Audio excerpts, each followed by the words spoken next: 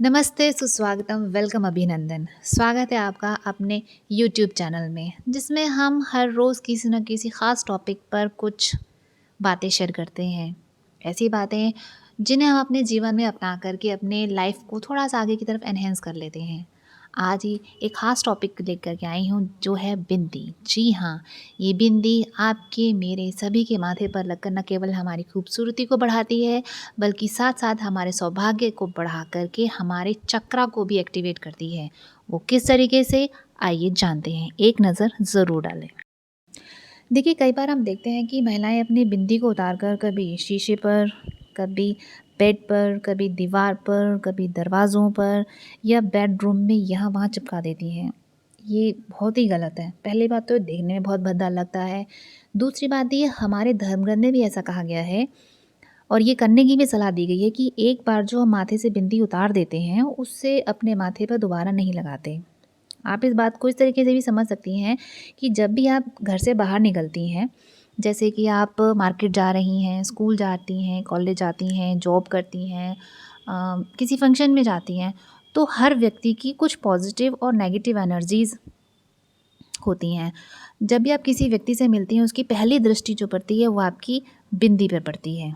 तो उस व्यक्ति की नेगेटिव और पॉजिटिव जो वाइब्स होती हैं, वो आपकी बिंदी में समाहित हो जाती है। जहाँ भर से आप घूम फिर कर के उस बिंदी के साथ अपने घर में आती हैं और उसी नेगेटिव और पॉजिटिव बिंदी को आप अपने घर में यहाँ-वहाँ, जगह-जगह चिपका देती हैं। ये एक बहुत, बहुत बड़ा कारण होता है आपके सिर दर्द का। आपको पता है, इसकी वजह से आपके बहुत ज़्यादा मूड स्विंग्स होते हैं, क्योंकि इसकी वजह से आप कभी-कभी तो बहुत ज़्यादा डिप्रेशन में आ जाती हैं। मोरल ऑफ़ द स्टोरी का मतलब ये है कि प्लीज़ एक बार जो हम बिंदी को यूज़ कर लेते हैं, उसे दोबारा अपने माथे पर नहीं लगाना चाहिए। देखिए, बिंदी को उतार कर कभी शीशे पर, कभी दरवाज़ों पर, कभी बाथरूम पर, कभी मतलब इधर-उधर चिपकाने से सबसे बेस्ट ऑप्शन है कि आप अपनी उतारी हुई बिंदी को आप अपने घर के किसी भी पौधे पे लगा सकती हैं। या तो आप इसे अपने घर के किसी फूल वाले पौधे पर लगा सकती हैं, नीम के पौधे पर लगा सकती हैं, अशोक के पौधे पर लगा सकती हैं, खूबसूरत सी खुशबू देने वाले फूलों के पौधे पे भी लगा सकती हैं।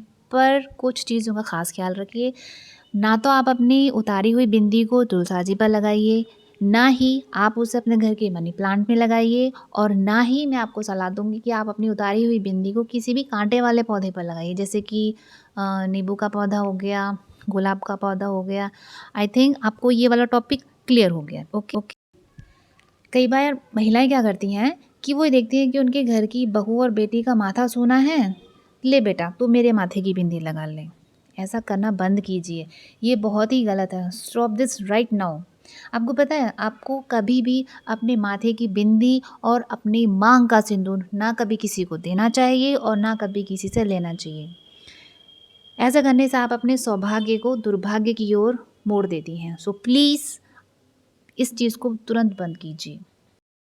आपको पता है, हमारे शास्त्रों में तो यहाँ तक कहा गया है कि जो स्त्री अपने माथे पर बड़ी बिंदी लगाती है, वो अपने साथ-साथ अपने पति के भाग्य को भी चमकाती है। कई महिलाएँ हमेशा एक ही रंग की बिंदी लगा के चलती हैं, सदियों से, सालों से। अगर वो काले रंग की बिंदी लगाती हैं, तो काले ही रंग की बिंदी लगाती चली आएँगी। लाल रंग की है, तो लाल रंग की बिंदी लगाती चली जाएँगी। मेहरून है, तो मेहरून रंग की बिंदी लगाती चली जाएँगी। अरे भई, हमें अपने माथे पर हर रंग की बिंदी लगानी चाहिए। हमें अपनी ज़िंदगी में हर रंग चाहिए, हर तरह की खुशी चाहिए। तो हर तरह की खुशी के लिए हमारी ज़िंदगी में उन रंगों का आना भी बहुत ज़रूरी है। हमें अपने माथे पर खूबसूरत हर रंग की बिंदी ज़रूर लगानी चाहिए। जो विधवाएँ महिलाएँ होती हैं, उनको भी अपना कभी भी माथा सूना नहीं छोड़ना चाहिए।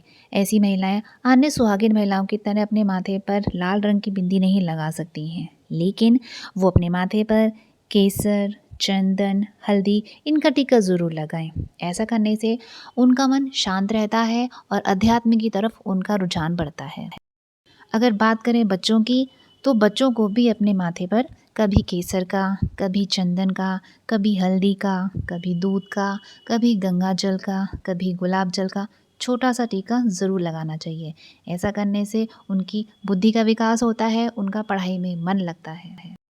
अगर आपके बच्चे आपकी बात नहीं सुन रहे हैं, आउट ऑफ कंट्रोल होते जा रहे हैं, तो ऐसे बच्चों को कंट्रोल में रखने के लिए आप क्या करें, आपने जो मांग में सिंदूर भरा हुआ है, उस मांग में से ज़रा सा सिंदूर लेकर उनके माथे पर टीका लगा दीजिए।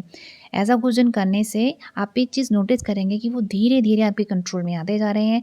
लेकिन अगर इस आप काम को आप कंटिन्यू करेंगे तो वो डेफिनेटली आपके ऑर्डर्स को फॉलो करेंगे, उनकी बुद्धि का विकास होगा, उन्हें समझ में आएगा कि उनकी ज़िंदगी के लिए क्या सही है और क्या गलत है। यानी कि टीका लगाने से उनकी बुद्धि पूर्णतः परिवर्तित होती नज़र ज़रूर आएगी।